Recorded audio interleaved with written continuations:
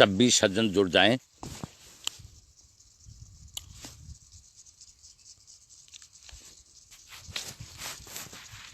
Facebook page पर अन्य तरीके से जुड़े हुए सज्जनों से नए वर्ष की हार्दिक शुभकामना, हार्दिक बधाई। ये वर्ष आपके लिए शुभ हो, सफल हो, मंगलकारी हो, उन्नति हो, तरक्की हो, धन धान्य यश कीर्ति पद प्रतिष्ठा में वृद्धि हो, खुशहाली भरा वर्ष हो आपके लिए। राम राम जी, राम राम। सभी से मेरा नमस्कार, राम राम। जय श्री एकलिंगनाथ की, सत श्री अकाल, नमो नारायण, जय श्री राम, सलाम वालेकुम। अन्य जो भी तरीके से आप अभिवादन करते हैं वो सभी नमस्कार में आ जाता है। आपको सभी को हार्दिक शुभकामना के साथ साथ इन नए वर्ष की अच्छी कामनाएं करते हैं। आपके सबके भाग्य में ये वर्ष अच्छा आए है। 2020 में कुछ तकलीफ़ों से गुजर करके अपन आए हैं। अभी भी तकलीफ पूरी तरीके से ख़त्म नहीं हुई है। कोरोना काल में बहुत ज़्यादा तकलीफ़ें उठाई और ईश्वर से प्रार्थना करते हैं कि ऐसी तकलीफ़ों से अब हमें निजात मिल जाए। आज बहुत सारी बातें करने का मन हो रहा था। पहली बात तो नए साल की शुरुआत, मेरे जो मन की बात है, मेरे दिमाग में जो आया, कुछ अभियान चलाने का विचार है। इस नए साल से फरवरी में सर्दी कम हो जाएगी, तब शराब मुक्त शादियों का अभियान,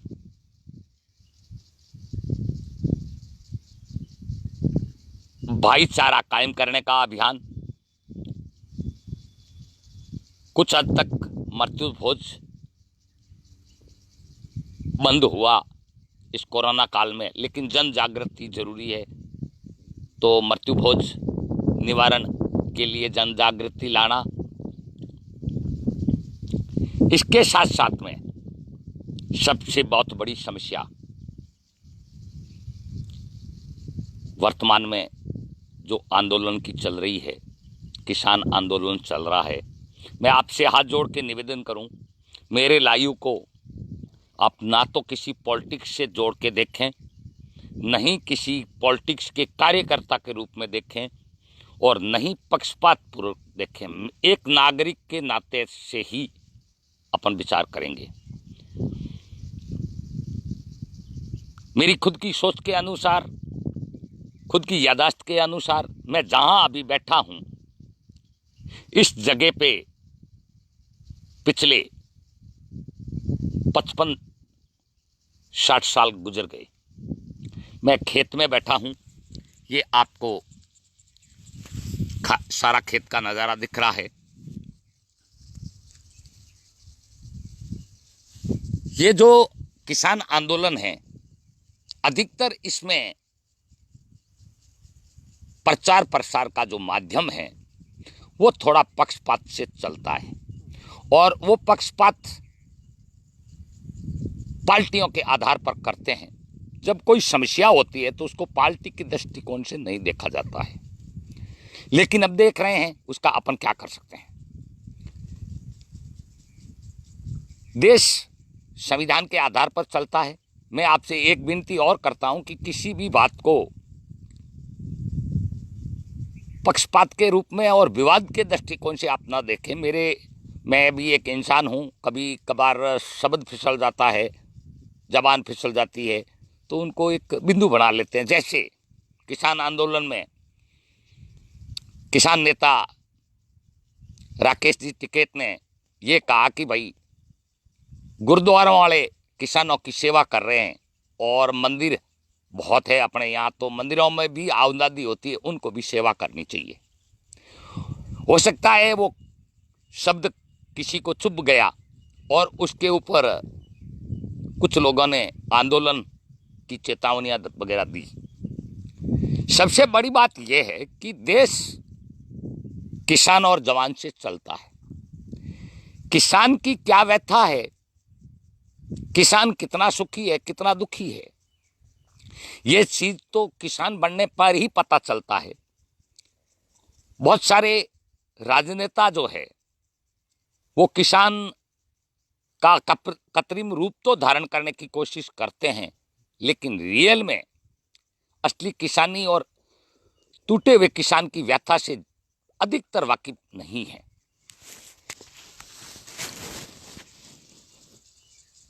किसान की स्थिति यह है कि मिनिमम 1 लाख से लेकर के 10 लाख के कर्ज तले वो दबा हुआ है। अगर वो 5 दिन लाइट का कनेक्शन है और बिल नहीं भर पाता है तो पेनल्टी लग जाती है। अगर वो टाइम से बैंक की किस्त नहीं दे पाता है तो बैंक वाले घर आते हैं तो बेइज्जती भी होती है। सामाजिक ताने बाने ऐसे हैं, और पैसे घर में नहीं होते हैं तो दे भी कैसे पाएगा। केसीसी का ब्याज तक मुश्किल से वो भर पाता है।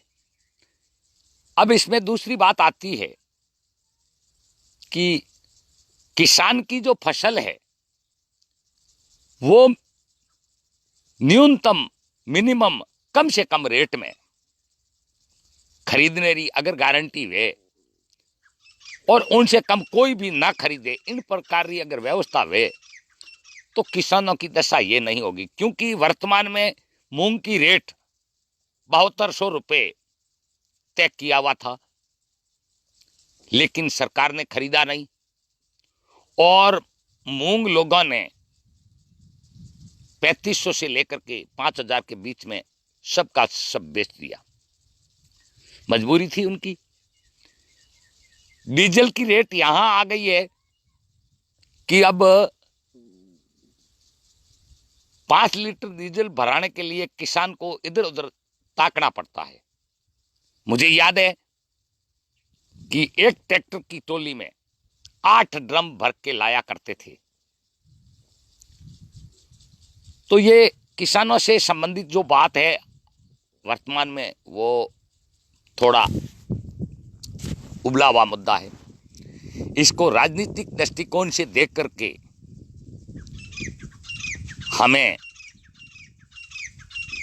विचार नहीं करना चाहिए। हमें विचार ये करना चाहिए कि जिस नागरिक की परेशानी होती है वो एक सामान्य परेशानी होती है, और उनमें सरकार के प्रति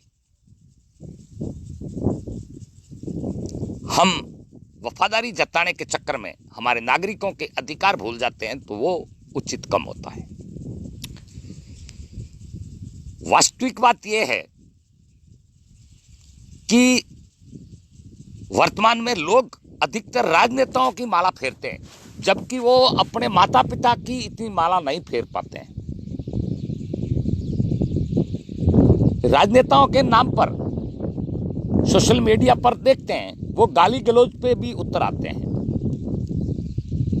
अब हम आमतौर से अगर देखें, आईटी सेल के लोग दिन भर लोगों को भड़काते रहते हैं।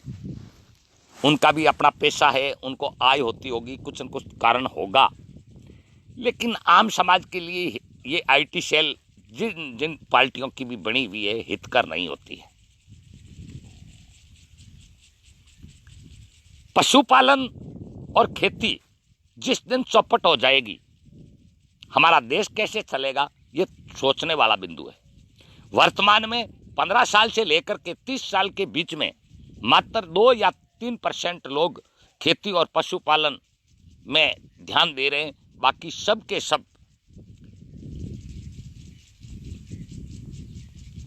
इलेक्ट्रॉनिक माध्यम को ही सर्वोच्च मान रहे हैं, जबकि नहीं तो आटा डाउनलोड होता है किसी ऐप से, और नहीं दूध डाउनलोड होता है, नहीं कोई जड़ी बूटी डाउनलोड होती है। उनके नाम डाउनलोड बेशक हो सकते हैं, तो इस तरीके से पशुपालन अगर खत्म हो जाएगा, खेती अगर खत्म हो जाएगी, तो हमारे बाकी सारी चीजें गौण हो जाएगी। बहुत सारे लोग मीडिया की भाषा बोलते हैं। आप ठंडे दिमाग से विचार करें कि क्या मीडिया जो कहते हैं वो बिल्कुल सत्य कहते हैं? आप ठंडे दिमाग से अगर विचार करेंगे तो मीडिया को देखने का मन नहीं करेगा आपको। आपकी संस्कृति के धज्जियां उड़ाते हैं मीडिया पर। मीडिया के एंकर अधिकतर है वो राजनीतिक पार्टियों के कार्यकर्ता के रूप में काम कर रहे हैं। अब बात यह आती है कि कई ऐसे नए नाम गढ़ लिए गए, टुकड़े टुकड़े गैंग, आतंकवादी, अवसरवादी, नक्सलवादी, और वो भड़का रहे हैं। अपन ठंडे दिल से सोचें कि अपन ने किसी न किसी पार्टी के व्यक्ति को वोट दिया है। क्या अपन ने वोट दिया तब ऐसा सोचा था कि हमारे लिए कुछ होगा, या ऐसा सोचा था कि वोट इनको देना है, किसी को गालियां कटवानी है, या किसी के चुगलियां करवानी है, या किसी को बुरा भला कहलाना है? हम जिस पार्टी को भी वोट देते हैं, लेकिन वोट हमने हमारे विकास के लिए दिए थे, ना कि वो किसी पार्टी को गालियां देने के लिए दिए थे। अब यहां एक बिंदु पैदा होता है कि आमतौर से हम देखते हैं व्यक्तिवाद के ऊपर विवाद करते हैं हमारे युवा लोग। व्यक्तिवाद के ऊपर विवाद करते हैं तो या तो व्यक्तिवाद का शासन है या फिर लोकतंत्र का शासन है। मेरी बातों को आप किसी दृष्टिकोण से, पक्षपात के रवैये से ना देखें, लेकिन मेरे कहने का अर्थ यह है कि लोकतंत्र में जनता का शासन होता है। जितने भी राजनेता होते हैं, जितने भी तनख्वाह लेने वाले लोग होते हैं, दिया बता लेने वाले होते हैं, वो जनता के नौकर होते हैं। तो मेरी बातों को अन्यथा ना लें, लेकिन अब आपके टीवी अखबार में मन लगाने जैसी खबरें नहीं आती है। मैं एक ही बात कहूंगा कि युवा साथी जितने भी है वो अपनी पढ़ाई पे ध्यान देने के साथ साथ अपने पारिवारिक संस्कारों पर ध्यान दे। परंपरागत जो आपका कारोबार है उनको ना भूल करके, किसानी और पशुपालन लगभग 70% भारत में ये आज चल रहा है, उसके ऊपर ध्यान दें और पढ़ाई करें।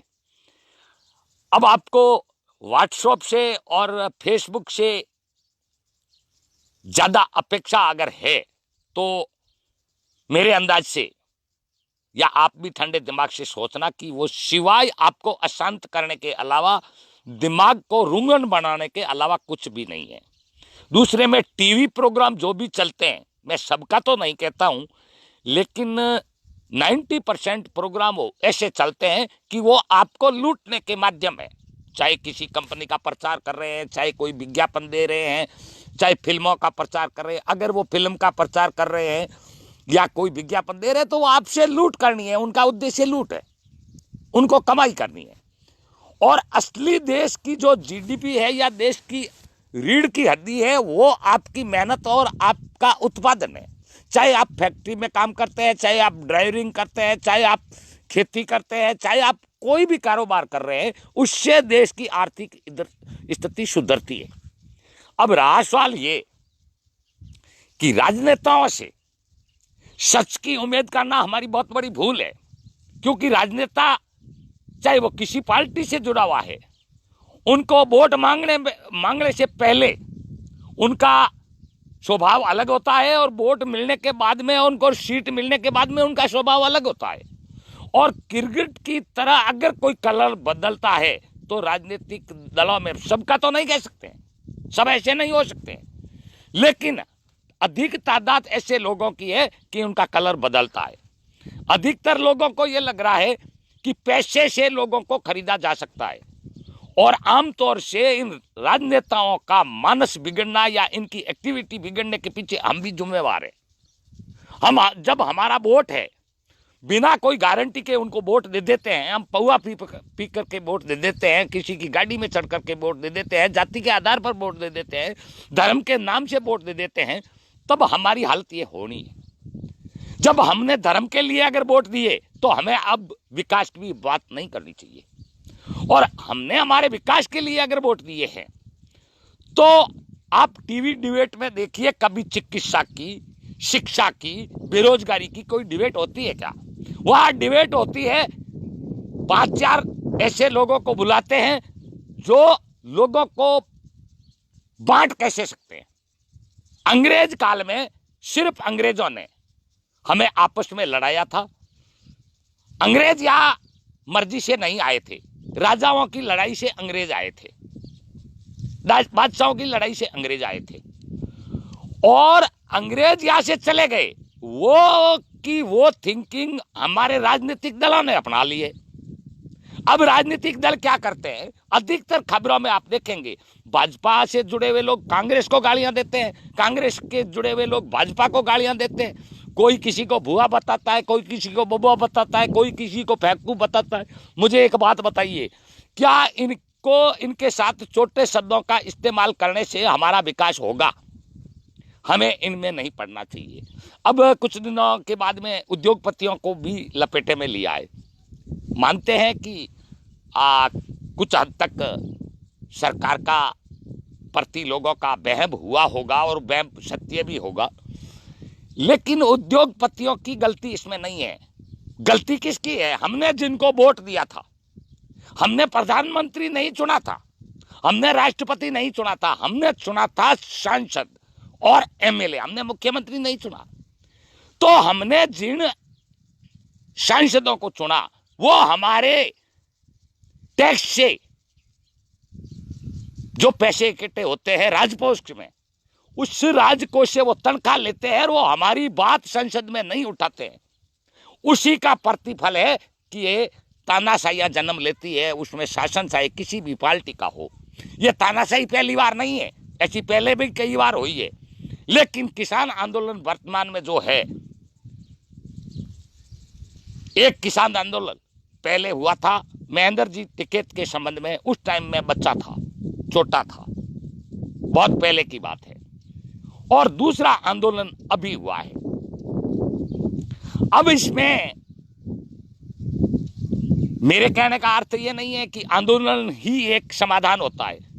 जब किसी भी जनता को तकलीफ होती है, उनको भ्रम होता है, तो उन्होंने अपना प्रतिनिधि चुन के भेजा था ना। वो अगर काम कर सकता है तो उनको रोड पे आने की जरूरत नहीं होती। अगर हमारे सांसद बात उठाते कि भाई जनता के हित की बात क्या है और जनता के अहित की बात क्या है, इसके ऊपर अगर बहस होती तो आज ये स्थिति नहीं होती। क्या कारण है मैं नहीं जानता, लेकिन आमतौर से देश का सुधार तब भी होगा जब आपका पार्टियों के प्रति जो पक्षपात का रवैया अगर खत्म हो जाएगा तो आपको भी लाभ होगा और देश को भी लाभ होगा और इन राजनीतिक पार्टियों के समझ में भी आएगा। हो सकता है मेरे कुछ शब्द आपको अटपटे लगे, मैं माफी चाहता हूं। मेरा कोई उद्देश्य नहीं है, ना तो किसी का बुराई करने का उद्देश्य है, न ही किसी का पक्ष लेने का उद्देश्य है। लेकिन मेरा कर्तव्य बनता है कि जिन सरकारों को हमने चुना है उनका कर्तव्य बनता है प्रथम तो धरातल पर काम क्या होना चाहिए। हमें डर बता करके, हमें गुमराह करने का काम मीडिया को सौंप करके ये करना क्या चाहते हैं? एक तो हमें डर बताते हैं कई बार पाकिस्तान का, जिसकी हैसियत क्या है हमारे देश के सामने एक प्रांत के बराबर नहीं है, या हमें डर बताते हैं चाइना का। अब चाइना से हमें तो बताया जाता है डर, और हमारे ही देश के बड़े बड़े लोग उनसे रिलेशन मेंटेन करते हैं। जनता को इतना मूर्ख समझने का प्रयास ना किया जाए। जनता धैर्यशील बेशक होती है, जनता इतनी मूर्ख नहीं होती है। दूसरी बात, बहुत सारे लोग ऐसा कहते हैं कि फला पार्टी से भारत मुक्त कर देंगे। हम सुन रहे हैं, कभी कांग्रेस वाले कहते हैं कि उनको वो दल खत्म हो जाएगा, कभी वो कहते हैं सज्जन पुरुष समझदार शासक, समझदार पार्टी विपक्ष के अभाव की बात ही नहीं कर सकता है। जिस देश में विपक्ष कमजोर होता है वह तानाशाही जन्म लेती है। इसलिए विपक्ष में एक न एक तो रहेगा। विपक्ष आज जिन पार्टियों के नाम से है, कल को वो पार्टियों के नाम चेंज हो जाएंगे।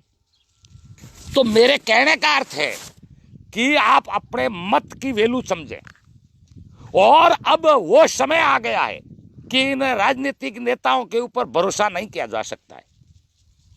हमारा देश संविधान और कानून से चलता है। कानूनी रूप से जब भी कोई वोट मांगने के लिए हमारे पास आए तो उनका जो एजेंडा है, उनका जो घोषणा पत्र है, उसकी लिखा पढ़ी ली जाए स्टाम्प पेपर पर, शपथ पत्र के तौर पर। अगर आप जीत गए तो इनमें से कौन से काम पूरे करोगे और कौन से नहीं करोगे, ये लिख के दो हमें, और फिर बाद में ही हम वोट देंगे। सभी के साथ यही सुलूक किया जाए, चाहे वो वार्ड पंच का चुनाव है, चाहे सरपंच का है, चाहे प्रधान का है, चाहे जिला प्रमुख का है, एमएलए का है, एमपी का है। ये अगर करोगे तो आपका लोकतंत्र जिंदा रहेगा, और नहीं तो फिर आपके टैक्स की बंदरबांट होगी और आपको महंगाई का सामना करना पड़ेगा। जो डीजल 40 रुपए में मिलना चाहिए वो हमें 100 रुपए में मिलता है। जो पेट्रोल 40-45 रुपए में मिलना चाहिए वो हमें 100 रुपए में मिलता है। जो गैस टंकी हमें 400-500 में मिलनी चाहिए वो 800-900 में मिलती है। आज जिन अनाज के भाव जिन स्तर पर है वो गरीब की पहुंच में है। कल को अगर किसी व्यक्ति विशेष के दायरे में आ गया और जमाखोरों को छूट मिल गई तो वो एक गरीब के लिए अनाज सोने के बराबर हो जाएगा। वो टाइम से दाल और रोटी नहीं खा पाएगा। तो इसलिए हमें समझना है कि प्रथम बात, मैकाले की पद्धति जो शिक्षा पद्धति थी उसमें आज तक किसी ने कोई परिवर्तन नहीं किया है। आज भी चिकित्सा के दृष्टिकोण से गांवों में कितनी व्यवस्था है ये तो इस कोरोना से पोल खुल गई। ये सरकारें क्या कर रही है वो भी आपके सामने है। कोई आदमी बीमार पड़ गया तो पुलिस जाए, कोई आदमी चोरी कर रहा है तो पुलिस जाए, किसी के घर आटा पहुंचा रहा है तो पुलिस जाए। हद हो गई है। आप क्या कर रहे हैं? तनख्वाह तो पुलिस वाले से एमएलए ज्यादा लेता है, तनख्वाह तो उस पुलिस कमिश्नर से एमपी ज्यादा लेता है, तो वो क्या कर रहे हैं? तनख्वाह लेते हैं ना वो। ये पुलिस को अपना एक जादुई चढ़ी बना ली। अब किसानों का आंदोलन है, पुलिस जाए, लड़ेंगे तो किसान और पुलिस लड़ेगी, उनका तो कुछ बिगड़ना नहीं है। अब बेटा नौकरी कर रहा है फौज में या पुलिस में और बाप किसी तरह की मांग कर रहा है और वो आपस में लड़ो। तो अपने को लोकतंत्र के रहस्य को समझना है।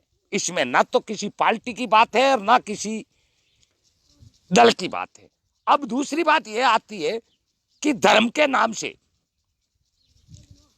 क्या आज से 100 साल पहले भी ऐसी व्यवस्थाएं थी? बहुत सारे लोगों को मैं कह देता हूं कि आप माफ करना, मेरे को माफ कर देना, लेकिन जो हिंदू मुसलमान करने वाले लोग हैं, मुझे एक बात बताइए, कभी तो वो हिंदू मुसलमानों के लिए वीर शिवाजी का नाम उछालते हैं, कभी महाराणा प्रताप का उछालते हैं।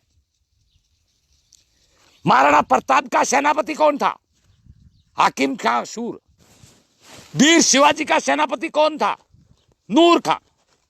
क्यों इन पलछेड़ों में पड़ते हो आप? इन पलछेड़ों में कुछ नहीं रखा है।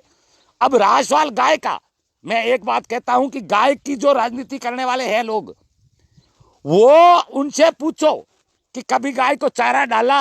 आपके घर के गायों कितनी है? ये सिर्फ और सिर्फ हमें गुमराह करने का काम करते।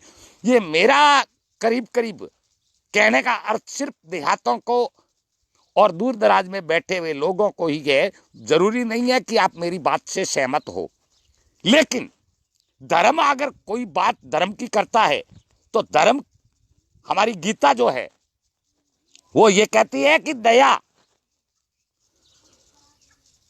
दया धर्म का मूल है, पाप मूल अभिमान, तुलसी दया न छोड़िए जब लग घट में प्राण।